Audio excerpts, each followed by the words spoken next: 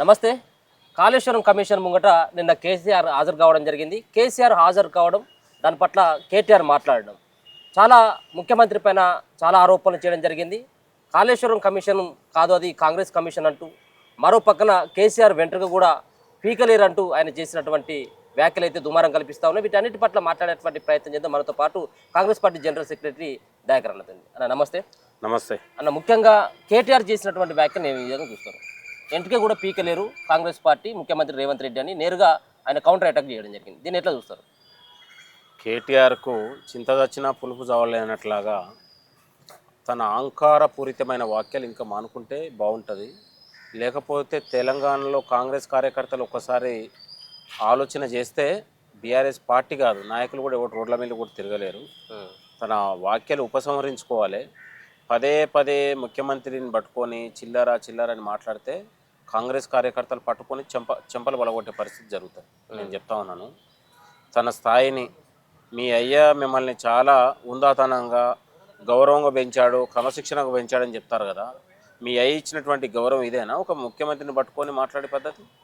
గతంలో ఏదన్నా ప్రతిపక్షాలు మాట్లాడినప్పుడు ఒక ముఖ్యమంత్రి గౌరవం లేదా ముఖ్యమంత్రి మీద గౌరవం ఇచ్చి మాట్లాడరా అని అనేక విధాలుగా మాట్లాడినప్పుడు ఫస్ట్ సంస్కారం నేర్చుకో. ఇప్పుడే ఎదిగి వస్తున్న సందర్భంలో నీవు ఉన్నటువంటి గౌరవాన్ని ఇచ్చి తీసుకునే పద్ధతి నేర్చుకోవాలి. నువ్వు ఒక ముఖ్యమంత్రిని గౌరవించకుండా ముఖ్యమంత్రిని అగౌరవపరిస్తే రాష్ట్రాన్ని అగౌరవపరిచినట్టే, తెలంగాణ ప్రజలను అగౌరవపరిచినట్లే. ఇవాళ మీ అయ్యను కాళేశ్వరం దగ్గరికి ఎందుకు పిలిచారు? తప్పు జరిగింది, అవినీతి జరిగింది, నాణ్యత లోపం ఉంది, డిజైన్ల లోపం ఉంది, ఇవాళ అక్కడ ఆర్థిక ఉన్నటువంటి లోపాలు ఉన్నాయి, అనేక కారణాలు ఉన్నాయనే ఉద్దేశంతోనే కదా పిలిచింది. ఎందుకు పిలిచారు? ముద్దు పెట్టుకోవడానికి పిలిచారు. మీకు చేసినటువంటి తప్పిదాము, మీరేమో ప్రజలకు నీళ్ళు ఇచ్చినాం, ఆస్తులు కట్టినాం, ప్రాజెక్టులు కట్టినాం అంటే కట్టిన నీళ్ళు ఇస్తే ఎవడొద్దన్నాడు?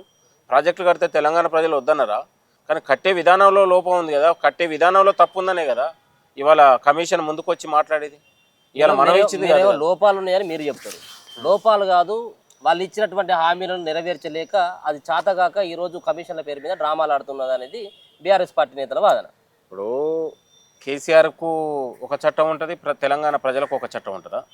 మాజీ ముఖ్యమంత్రి అయితే చట్టానికి ఒక ముద్ద. ఇప్పుడు మాజీ ముఖ్యమంత్రి అయితే చట్టానికి ఒక ముద్ద.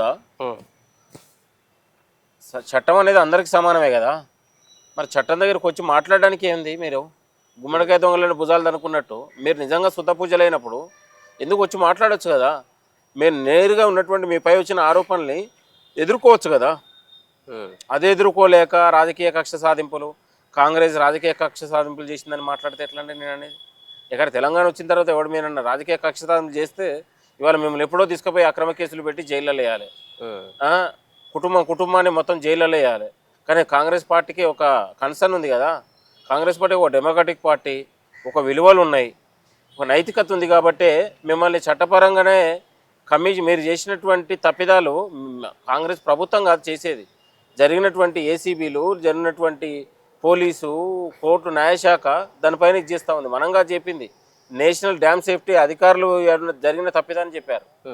ఇవాళ మీరు నిజంగా అధికారంలో ఉన్నప్పుడు కాళేశ్వరం కుంగుపాటు గురైతే అక్టోబర్ 21న మేము కాళేశ్వరం చూసేస్తామంటే కూడా కనీసం బ్యారికేడ్లు పెట్టి నియంతలా వ్యవహరించారు. ఎందుకు మీ జరిగినటువంటి తప్పిదాలు బయటపడితే ప్రజలు మా కోట్లేయరని. ఎంత నిజాన్ని ఎంత మీరు దాయాలని చూసినా కూడా నిజం దాగలేదు కదా. లాస్ట్కు మీరు తెలంగాణ ప్రజల నోట్లో మీరు అవినీతి పరులని తేలిపోయింది కదా. ఇప్పుడు కేటీఆర్ను కానీ కేసీఆర్ను కానీ కవితను కానీ మేము బొక్కలు వేస్తాం, మేము వాళ్ళు చేసినటువంటి అవినీతి మామూలు అవినీతి కాదు, 1000 కోట్ల అవినీతి చేసిందని చెప్పింది. ఇప్పుడు కేసీఆర్ ఏమో నాకేం సంబంధం లేదని ఆయన చేతులు ఎత్తేసిండు. మొత్తం అంతా కూడా ఇంజనీర్లకు సంబంధించిన వాళ్ళ మీద రుద్దిండు. మరో పక్కన మొన్న కేటీఆర్ సంబంధించినటువంటి విచారణ కూడా ఇదే విషయం చెప్పిండు, మాకేం సంబంధం, హెచ్ఎండి సంబంధించినటువంటి అధికారుల సంబంధం ఉంటుందంటూ. సో ఒక పక్కన ఈ ఫోన్ ట్యాప్కి సంబంధించినటువంటి అంశంలో సైతం కూడా మాకేం సంబంధం ఉంటుంది వాళ్ళు చేసినటువంటి దాన్ని.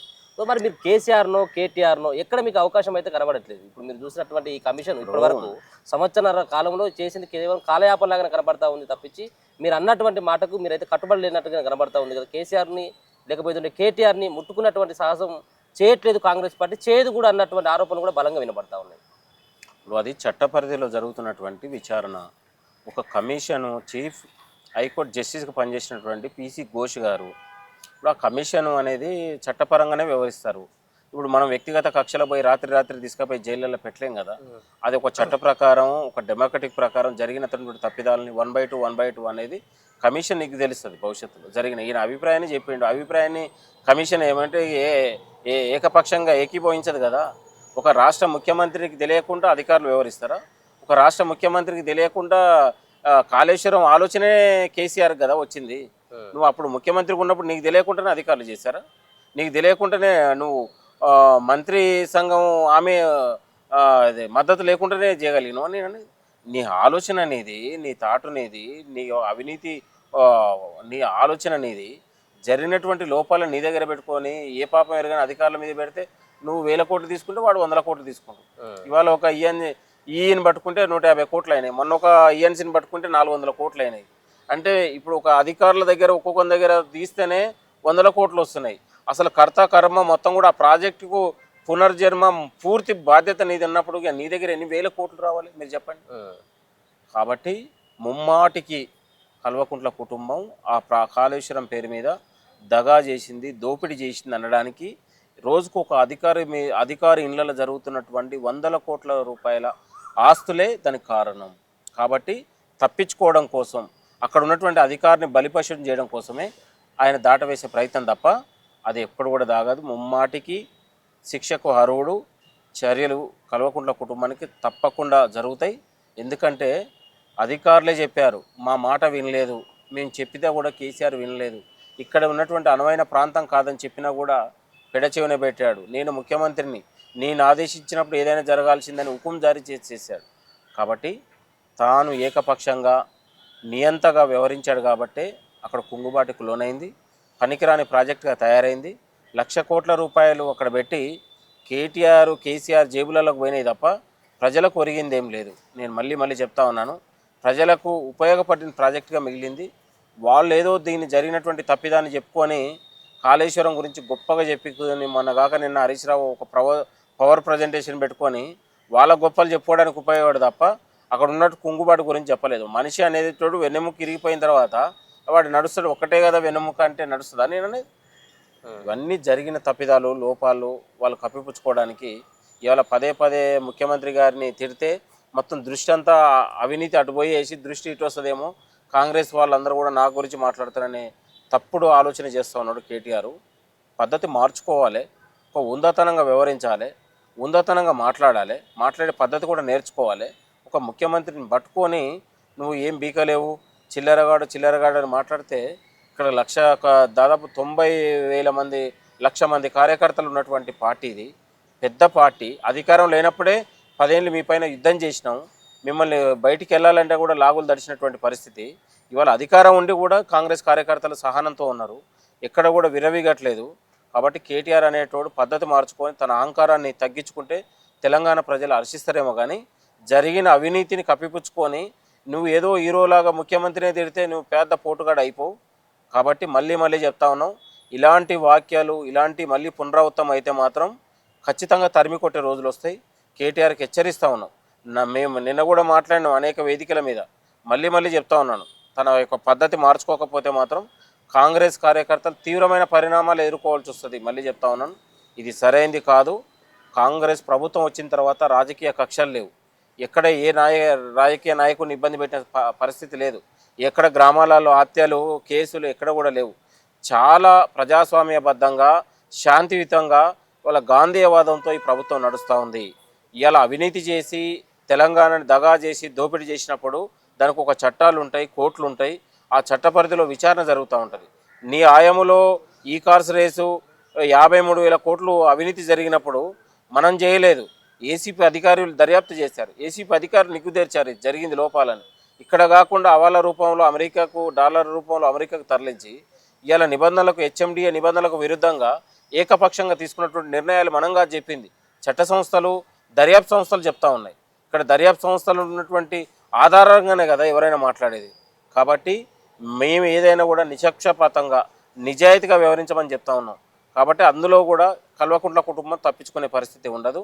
ముమ్మాటికి అవినీతి జరిగిందనడానికి కారణం దాంట్లో పనిచేసినటువంటి అధికారులు ఉన్నటువంటి ఇళ్లల సోదాలే కారకం. కాబట్టి కాంగ్రెస్ ప్రభుత్వం పైన, ముఖ్యమంత్రి గారి పైన వ్యాఖ్యలు చేస్తేనో లేకపోతే ఘాటుగా ఆయన మందలిస్తేనో ఇక్కడ ఎవరు భయపడే పరిస్థితి ఉండదు. ఆయనకున్నటువంటి ఎవడు చిల్లరగాడు అనేది ప్రజలకు తెలియదా? ఎవడు 10 ఏళ్ళ పాటు ఏ రకంగా వ్యవహరించారు అనేది ప్రజలకు తెలియదా? ఎవడు చిల్లరగాడు అనేది సమాజానికి తెలుసు కదా వాళ్ళ. కాబట్టి ముఖ్యమంత్రి గారి పైన ఈ వ్యాఖ్యలు అనేది సరైనది కాదు.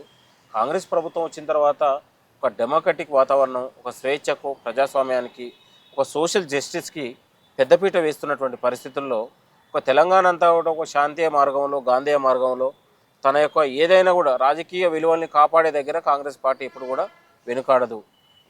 సిద్ధాంతాలు వేరు కావచ్చు, భావజాలం వేరు కావచ్చు, కానీ ఏ పార్టీ కూడా ఒక నిబద్ధతతో వ్యవహరించాలనేది కాంగ్రెస్ పార్టీ మొదటి నుంచి కూడా కోరుకుంటుంది. మంత్రివర్గ విస్తరణ సంబంధించిన అంశంలో బీసీలకు సరైనటువంటి న్యాయం జరిగింది ఇప్పటికైనా అనుకుంటా ఉన్నారు?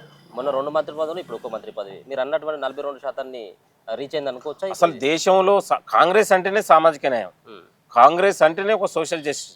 అసలు దేశంలో ఎక్కడన్నా ఉందండి? దేశంలో ఎక్కడ లేని విధంగా తెలంగాణలో కాంగ్రెస్ ప్రభుత్వం వచ్చిన తర్వాత సామాజిక న్యాయం వచ్చింది, కులగణన వచ్చింది, ఎస్సీ వర్గీకరణ వచ్చింది. ఇవాళ ఎస్సీలకు ఇద్దరికి, మాలకు మాదిగలకు కూడా పెద్దపీట వేసింది. అంటే మీరు ఇస్తానున్నారు కానీ మరి బీసీలను ఎందుకు నిర్లక్ష్యం చేసింది? బీసీలను ఎక్కడ కూడా నిర్లక్ష్యం చేయలేదు కదా.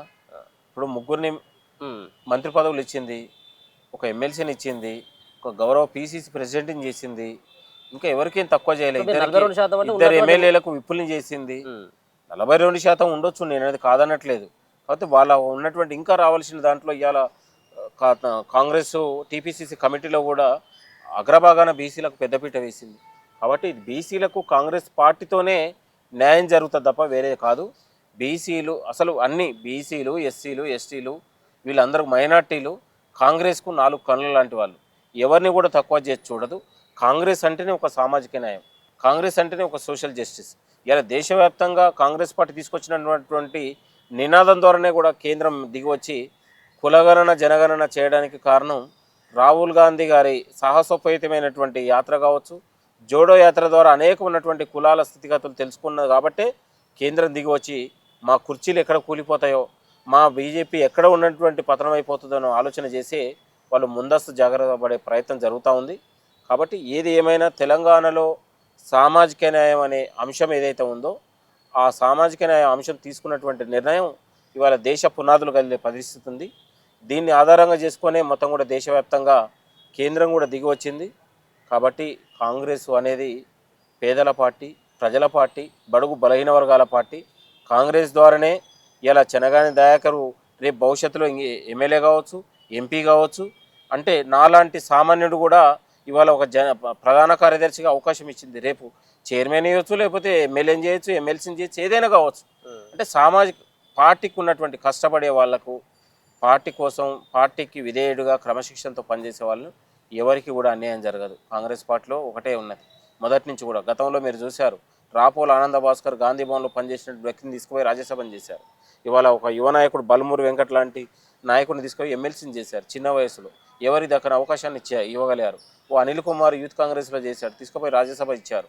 అంటే ఎక్కడ కూడా ఆ పరిస్థితి మిగతా పార్టీలో, బీజేపీలో, బీఆర్ఎస్లో ఉండేనా ఏ పదవి ఖాళీ అయినా కూడా వాళ్ళ కుటుంబానికి భర్తీ చేశారు తప్ప బీసీలకు, ఎస్సీలకు, ఎస్టీలకు గతంలో ఈ సంస్కృతి కానీ, ఈ సంప్రదాయం కానీ, ఈ సామాజిక అంశం లేదు కదా. కాబట్టి ఇలా కాంగ్రెస్ పార్టీ తీసుకున్నటువంటి గొప్ప అంశం ఇవాళ దేశ పీఠాలే కదులుతున్నాయి. గొప్ప బడుగు బలహీన వర్గాలు రాజ్యాధికారం వైపు తీసుకొస్తూ ఉంది. ఇంకా కొత్తగా వేదికలు పెట్టుకోవాల్సిన అవసరం లేదు. ఒక జాతీయ పార్టీనే బడుగు వర్గాలకు, పేద వర్గాలకు ఒక రాజ్యాధికారం ఉండాలి, వాళ్ళకు కూడా ఈ రాజ్యాంగంలో, ఈ యొక్క పాలనలో వాళ్ళని భాగం చేయాలనే ఆలోచన పార్టీ తీసుకుంటా ఉంది. భవిష్యత్తులో ఈ అంశం ద్వారా దేశవ్యాప్తంగా గొప్ప మార్పు వస్తుంది. తెలంగాణలో కూడా ఈ ఎస్సీ, ఎస్టీలు, బీసీలు కూడా కాంగ్రెస్ పార్టీతో మరింత కూడా అంటిపెట్టుకొని ఉండి స్థానిక సంస్థలు కావచ్చు, రాబోయే జనరల్ ఎన్నికల్లో కూడా కాంగ్రెస్ పార్టీకి మద్దతు పలికి ఇది కాదు 10 ఏళ్ల పాటు కాంగ్రెస్ పార్టీ అధికారం ఉండే పరిస్థితి కనపడతా ఉంది. కాబట్టి ఇవాళ బడుగు బలైన వర్గాలకు జరిగినటువంటి గొప్ప అవకాశంగా వాళ్ళు భావిస్తూ ఉన్నారు. Okay, thank you so much. So మొత్తానికి అయితే మాత్రం కేటీఆర్ చేసినటువంటి వ్యాఖ్యల పట్ల కాంగ్రెస్ పార్టీ శ్రేణులంతా కూడా బగ్గుమంటా ఉన్నటువంటి సిచ్యువేషన్ కనబడతా ఉన్నది. కాంగ్రెస్ పార్టీ కార్యకర్తలు తలుచుకున్నట్టయితే ఖచ్చితంగా కేటీఆర్ను ఈ నడి రోడ్డు పైన ఉరికించేటువంటి పరిస్థితి. ఇప్పటికైనా నోరు జాగ్రత్త అంటూ చెప్పడంతో పాటు బీసీలకు సామాజిక న్యాయాన్ని అమలుపరిచేటువంటి ఒకే ఒక పార్టీ కాంగ్రెస్ పార్టీ అన్నటువంటి భావనని చెనగన్ దయాకర్ అయితే వ్యక్తపరుస్తూ ఉన్నారు. ఉండండి మన తెలుగు.